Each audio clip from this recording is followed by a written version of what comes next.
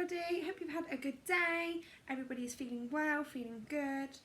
Just a quick reminder that the picture competition is up on my channel, so please feel free to join in. I'm going to have a look at them after dinner, but I thought beforehand I would do some storytelling. My story today was chosen by a young girl in one of my Facebook groups, and we've gone for A Squash and a Squeeze by Julia Donaldson.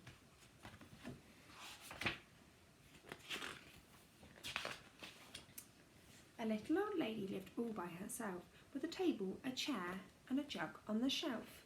A wise old man heard her grumble and grouse, "There's not enough room in my house. Wise old man, won't you help me please? My house is a squash and a squeeze." "Take in your hen," said the wise old man. "Take in my hen, what a curious plan." Well, the hen laid an egg on the fireside rug and flapped around the room, knocking over the jug. The little old lady cried, "What shall I do? It was pokey for one and it's tiny for two. My nose has a tickle, there's no room to sneeze. My house is a squash and a squeeze." And she said, "Wise old man, won't you help me please? My house is a squash and a squeeze."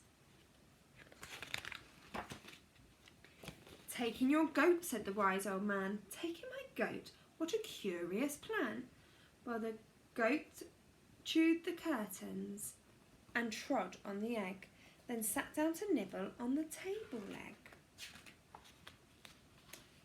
The little old lady cried, "Glory be, it was tiny for two and it's titchy for three. The hen pecks the goat and the goat's got fleas. My house is a squash and a squeeze."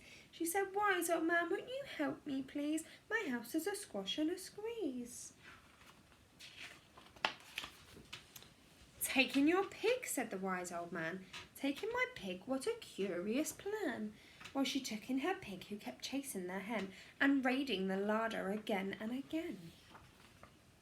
The little old lady cried, "Stop, I implore. It was titchy for three and it's teeny for four. Even the pig in the larder agrees. My house is a squash and a squeeze." And she said, "Wise old man, won't you help me please? My house is a squash and a squeeze." "Take in your cow," said the wise old man. "Take in my cow, what a curious plan."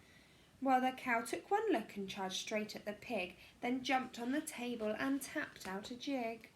The little old lady cried, "Heavens alive, it was teeny for four, now it's weeny for five. I'm tearing my hair out, I'm down on my knees. My house is a squash and a squeeze."